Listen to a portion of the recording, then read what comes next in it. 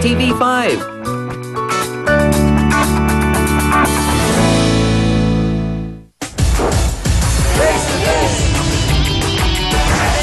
Bakit po kaya dinidiin ni Mang Totoy at ni Aling Venus na may relasyon na si Aling Baby naman at si Mang Pando? Nung nagkakilala po kayo, aksidente lang ang mangyayari. Oo, naghahanap po kami yung dalawa. Pati siya naghahanap sa din. dalawang yan? May nangyari na sa inyo.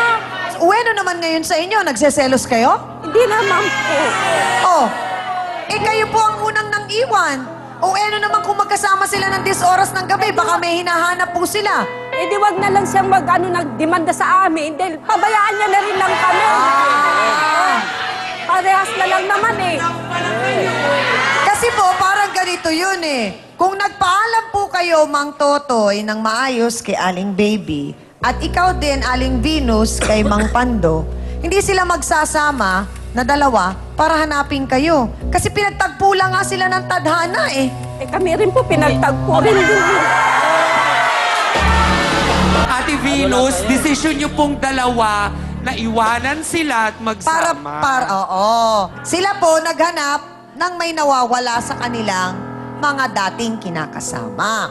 Pero may nangyari na sa inyo. Wala kang nangyari sa amin. Maniwala, naglilinis-linisan ka pa. Nako! Okay, Aling Venus. Ulitin ko po ngayon. Nako. Kung ipagpalagay na po natin na may relasyon na ngayon si Mang Pando at si Aling Baby, at sila'y nagsamping-samping, bueno naman po ngayon sa inyo, nagseselos kayo? Wala lang nga po. Ang sa akin lang po. Ang sa akin lang Mang po. Pando, may relasyon po ba kayo ni Aling Baby? Wala Ako, po. kunyari ka. Wala kaming relasyon Wala niya. forma mo. Ay, Tingnan mo, itsura mo. Di tingnan pa mo nga. mapamada ka Ay, pa.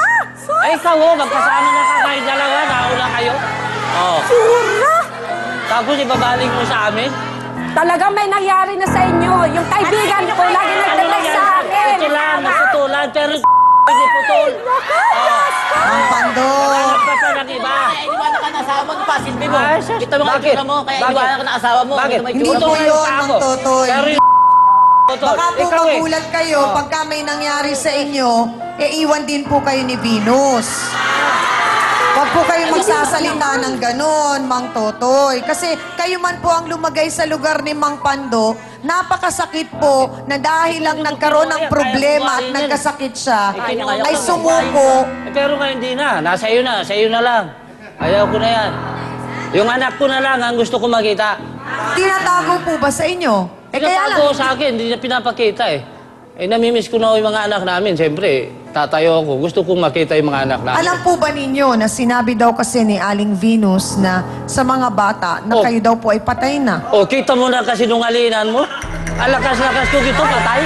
Ako, Ay, ikaw siyempre pala eh. sasabihin ko dahil hindi ka naman nakikita na eh. Ano hindi nakikita? Nandun lang ko sa kapatid ko. Sandali lang. Oh. Hindi ka naman nakikita na, no? Ikaw ka mo, hindi nagpapakita, kaya takot ka. Naku, Oh. hindi ako natatakot pero kung maayos ka pa at wala pa ako nababalitaan sa inyong dalawa na may relasyon na rin kayo, baka pwede pa. Diretsa ang tanong, Aling Venus, mahal niyo pa ho ba si Mang Pando? Hindi na po, si Totoy na po. Ulitin ko po ang tanong ko, Aling Venus. Sabihin po ninyo kung anong nasa puso niyo talaga. Mahal niyo pa ho ba si Mang Pando? Mahal po kaya lang, hindi niya naman kami kayang buhayin na eh. Paano pa po kami mabubuhay niyan? Putol na nga po ang paa niya. Pero nandyan naman po kayo. Pwede po kayong magtrabaho. Hirap din niya po ako eh, sa paglalabada na lang. Ay, blood So si Totoy po, mahal niyo po ba o kailangan niyo si Totoy? Kailangan ko po. May pag-ibig pa kaya? Yan ang nais malaman ng ating mga sausawero at sausawera sa pagitan po ni Aling Baby at ni Mang Totoy at ni Mang Pando at ni Aling Venus. Siguro po, ngayong makakasama niyo na ng malapitan at makakausap niyo ang ating trio tagapayo ay mas maliliwanagan po kayo dito po sa inyong pinagdadaanan.